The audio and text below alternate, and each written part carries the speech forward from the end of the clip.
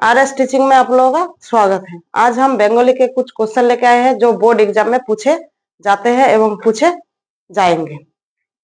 पहला क्वेश्चन, রানীর আদেশের বিরোধিতা কে করেছিল?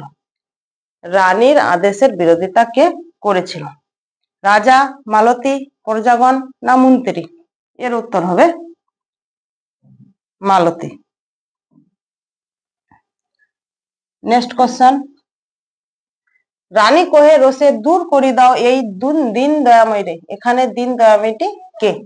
রানী কহে রোষে দূর করে দাও এই দিন দয়াময়ীরে। এখানে দিন দয়াময়ীটি কে? রানী, মালতী, ভিক্ষুকন্যা সুপ্রিয়া না শ্রীমতী? এর উত্তর হবে মালতী। রানী কহে রোষে দূর করে দাও এই দিন দয়াময়ীরে। এখানে দিন দয়াময়ীটি মালতী। নেক্সট কোশ্চেন,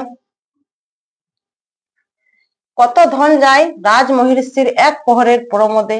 উক্তিটি কার? কত ধন যায় রাজমহিষীর এক প্রহরে প্রমোদে? উক্তিটি কার? রাজার, রানীর, মন্ত্রীর না মালতীর? রাজার, রানীর, মন্ত্রীর না মালতীর? কত ধন যায় রাজমহিষীর এক প্রহরের প্রমোদে? উক্তিটি কার? এর উত্তর হবে রানী।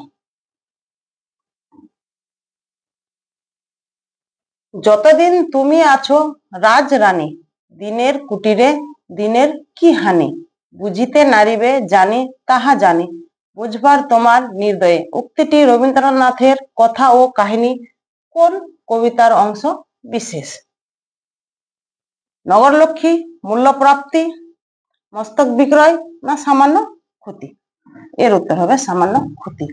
কত দিন তুমি আছো রাজরানী, যতদিন তুমি আছো রাজরানী, দিনের কুটিরে দিনের কি হানি? বুঝিতে নারিবে জানি তাহা জানি, তোমার বুঝবার তোমার নির্দয়ে। উক্তিটি রবীন্দ্রনাথের কথা ও কাহিনী কোন কবিতার অংশ বিশেষ? এর উত্তর হবে সামান্য ক্ষতির অংশ। কুজন শব্দটির অর্থ কি? কুজন শব্দটির অর্থ কি? শিয়ালের ডাক, কুকুরের ডাক না পাখির ডাক? এর উত্তর হবে পাখির ডাক। কুজন শব্দের অর্থ পাখির ডাক। ধূম শব্দটির অর্থ কি? ধূম শব্দটির অর্থ কি? আগুন, ধোঁয়া, আকাশ না নদী? ধূম শব্দটির অর্থ হলো ধোঁয়া।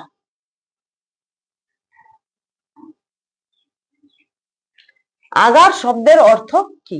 আগার শব্দের অর্থ কি? গৃহ, অট্টালিকা, রাজদেবালয় না মন্দির? আগার শব্দটির অর্থ কি? আগার শব্দটির অর্থ হলো গৃহ। অনল শব্দের অর্থ কি? অনল শব্দের অর্থ কি? ধোঁয়া, আকাশ, আগুন না নদী? ধোঁয়া, আকাশ, আগুন না নদী? এর উত্তর হবে আগুন। ভূষণ শব্দের অর্থ কি? ভূষণ শব্দের অর্থ কি? গলার হার, হাতের চুড়ি, গয়না না বালা? ভূষণ শব্দের অর্থ কি?